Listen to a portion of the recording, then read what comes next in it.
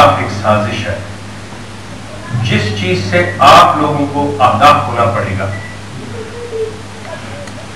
آپ لوگ ایک ایسے معاشرے میں رہ رہے ہیں جس میں آپ کو دو محاذوں کا سامنا کرنا پڑے گا.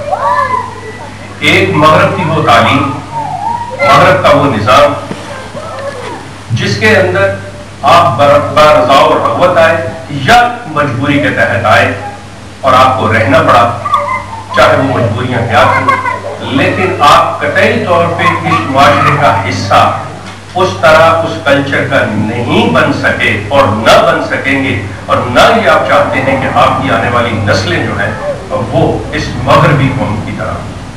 تو اس کے لیے آپ اپنے بچوں کو اس طرح کے مدرسوں، مساجد میں اساتذہ کی خدمت میں لاتے ہیں تاکہ کہ یہ اپنے دین سے یہ واقف رہے اور اپنی روایات اور اپنے دین سے یہ کہیں بہک نہ جائے.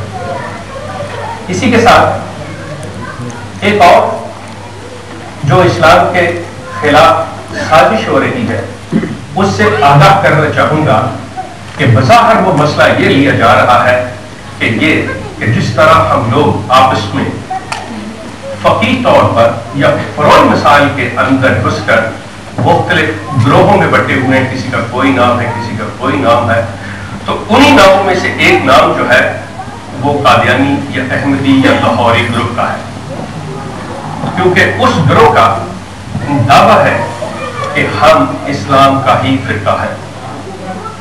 سب سے پہلی بات یہ کہ وہ اسلام کا فرقہ نہیں ہے. اب یہ سوال اٹھے گا کہ وہ کیسے نہیں ہے؟ وہ کہتے ہیں ہم بھی رسول اللہ کے ماننے والے ہیں، ہم بھی قرآن پڑھتے ہیں، ہم بھی نماز پڑھتے ہیں، ہم بھی اسی خدا کو مانتے ہیں. اس کو کوئی شک نہیں. اگر آپ سورہ منافقون کا مطالعہ کریں تو اس میں سے منافقین کی واضح طور پر نشانیاں سامنے آ جاتی ہیں کہ وہ بھی یہی باتیں کرتے ہیں، لیکن دل کے اندر اور زبان پر کیا ہے اس کو انسان کے لیے جاننا نہیں، لیکن اللہ کی ذات جو ہے وہ جانتی ہے کہ اس کے لیے کیا ہے. اب اسلام کے ساتھ سوال یہ کہ دوسری سازش کیا ہے. سلسلہ آگے چلتا ہے. اب اسلام کے خلاف جو سازش اس رنگ میں ہوئی کہ مسلمان کے پاس صرف ایک چیز ہے اور وہ ہے اس کا جذبہ حریت. اسلام کے اندر جو جذبہ حریت ہے اس کی اگر آپ نے زندہ مثال دیکھنی ہے آج کے دور میں دیکھ لیجئے کہ اگر ایک مغربی قوم کا سپاہی کہیں پہ بھی، چاہے وہ مسلمان ملک کے خلاف لڑنے جا رہا ہو یا کسی اور ملک کے خلاف لڑنے جا رہا ہو، تو وہ گھر سے یہ دعا کرتا ہے، اس کے بیوی بچے روتے ہیں، وہ خود روتا ہے کہ میں زندہ واپس چلا. لیکن اگر اسلام کا سپاہی ایک مسلمان شادی ہو، اگر کسی روایت مقدس کے لیے نکلتا ہے کہ مجھے فرض ہو جاتا ہے، اب یہ جذبہ حریت، یہ اسلام کی زندگی ہے. یہ قوم، یہ مغربی اقوام یہ سمجھ چکی تھی کہ اگر مسلمان کے دل سے جذبہ حریت کو نکال دیا جائے تو پھر اس قوم کا زندہ رہنا ہمارے لیے کوئی بری بات نہیں ہے، پھر زندہ رہ سکتے ہیں، اور نہ یہ ہمارے لیے خطرہ اور نہ ہی اپنے لیے کسی کام کے. اس کے لیے وہ ذلی، وہ بروزی نبی بہترین ساتھی ثابت ہوا. اس نے جذبہ حریت کو ختم کرنے کے لیے جہاد کے بارے میں ایسی ایسی باتیں کی کہ شکل کو تبدیل کر کے رکھ دیا کہ یہ جہاد ہی ختم ہو گیا. حتیٰ کہ یہاں تک انہوں نے فرما دیا کہ آج سے، اب ان کے الفاظ پہ غور کیجیے گا، آج سے خدا کے حکم سے وہ جہاد وہ انسانی جہاد جو تلوار سے کیا جاتا تھا بند کیا جاتا ہے. اب یقیناً جو ہے کہ اللہ کا حکم آئے گا تو اللہ تعالیٰ کی وحی اور اللہ تعالیٰ کا حکم جو ہے وہ جبریل امین لایا کرتے ہیں. لازم ہے کہ کوئی نہ کوئی تو وہ حکم لے کے آیا ہوگا. کسی نہ کسی ذریعے سے وہ حکم آیا ہوگا۔ قرآن کا دعویٰ ہے کہ دین مکمل ہو چکا، اب 1400 سال بعد اللہ کا ایک حکم آ رہا ہے۔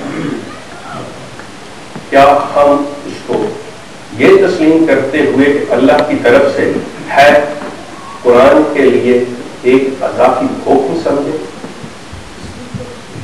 یہ ایک سوال ہے۔ جن کا یہ یقین ہے کہ ہاں وہ حکم جو ہے وہ اس بروزی اور ذلی نبی پر اترا، ان کے نزدیک قرآن کامل کتاب نہیں رہتی۔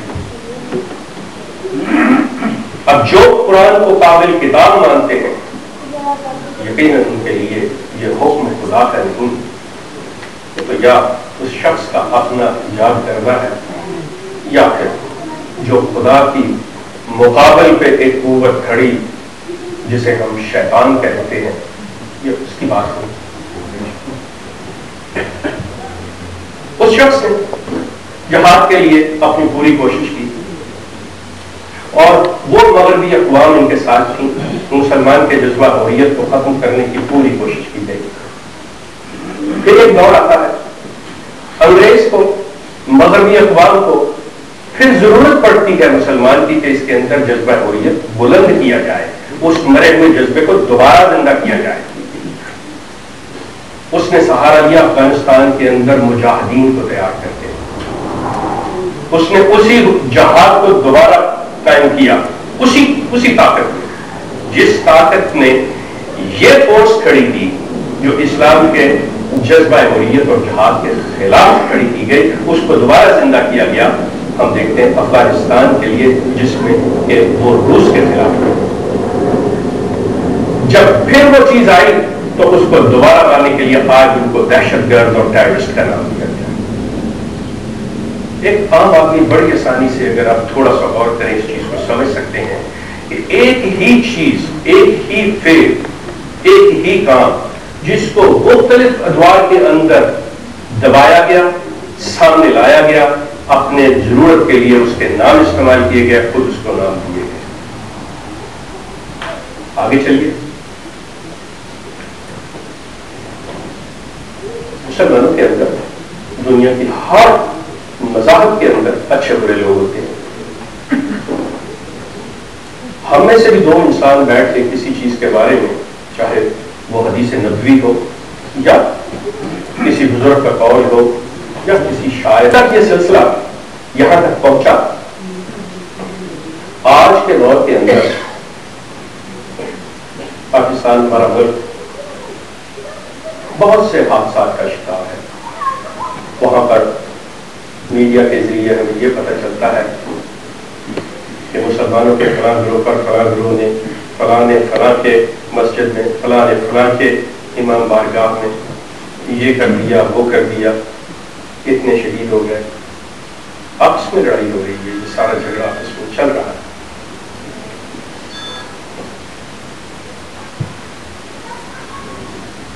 اس کے لیے ہم لوگ اگر یہ کہنا شروع کریں کہ وہ جو حملے ہیں در حقیقت جو کرنے والے اگر اس کو جہاد کا نام دے رہے ہیں، اور ہم کہیں کہ ہم اس کو نہیں تسلیم کرتے، تو ہمارا حق ہے کہ ہم یہ کہیں۔ اگر وہ کہہ رہے ہیں، ہم ان کی زبان نہیں پکڑ سکتے، لیکن ہمارے پاس ایک کرائٹیریا ہے، ہمارے پاس کرائٹیریا قرآن کا